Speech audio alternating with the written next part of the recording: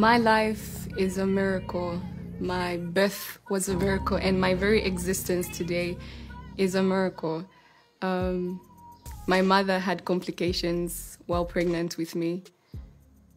I'm the last child, actually, so she obviously thought it was gonna be easy because she has gone through it already. But then there were so many complications in my pregnancy that she was advised to terminate the pregnancy.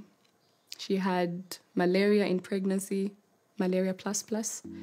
She had bleeding, intense bleeding, hypotension, and that was affecting her health. Doctors continually told her it was okay to let go to this child because you already have 4 kids at home. But I don't know what made her not to take that advice. I see grace in that. I see God. And that didn't end there, though. She went home one day and she bled. We all know when somebody bleeds, especially people that are medically educated in that area. They know when somebody bleeds and they're pregnant, that's an abortion. No, God did not see it fit for me to go that day. So he preserved my life. But then the devil didn't end there. On the day of delivery, my mother was in a complication and she was taken to the university teaching hospital by then. They told her it was going to be a 50-50 between her and me, and they told her to choose. Until now, I do not know who she chose, but I see God in this because we both survived that day. I cannot imagine how terrifying it was for her, thinking of her 4 children that she left at home, but then she still held on to this little girl. I see God in this.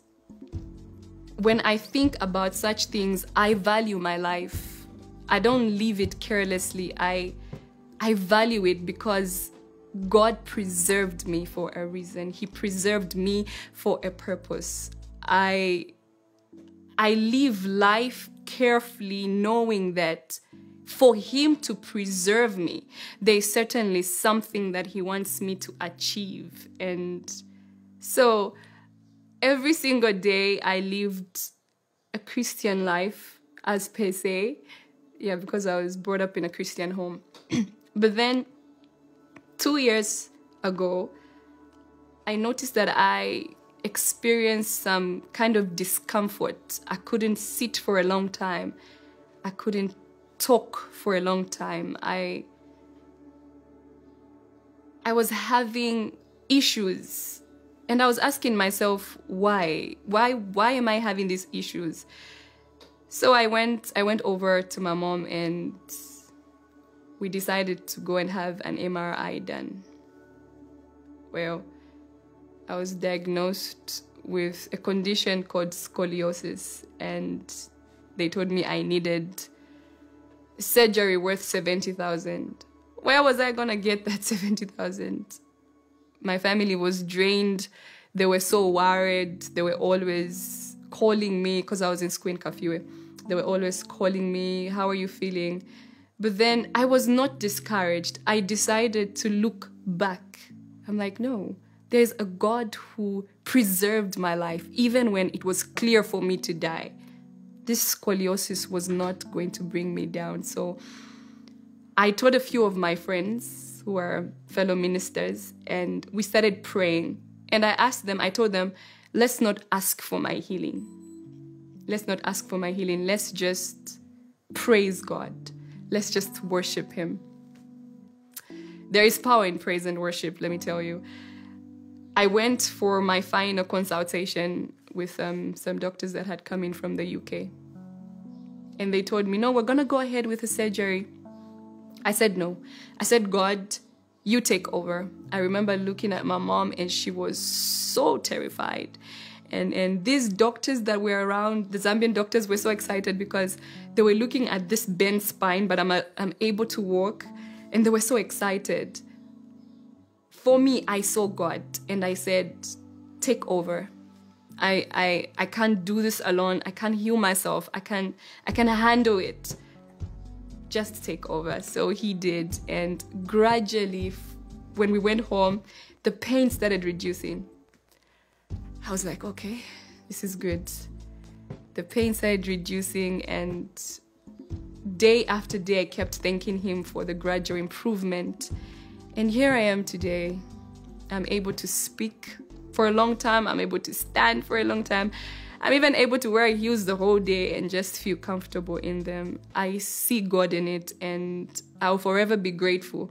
And that is why every single day I was writing testimony, because I waited 7 years to release it. For me, that was building. It was testimony after testimony. It was an impact after an impact. And when I finally released it, and it did not just speak to me and the people close to me, but it went viral to speak to people that I did not even tell my story to. But the fact that they related to testimony encouraged me, and it is still encouraging me, because I hear people talking about how it reminds them of where God has taken them from. I hear people talking about how it has strengthened them. Testimony is my everything, and it is my life story.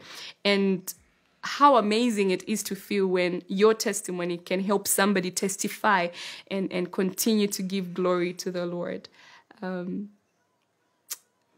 This God is amazing. I can stand here and say there is God.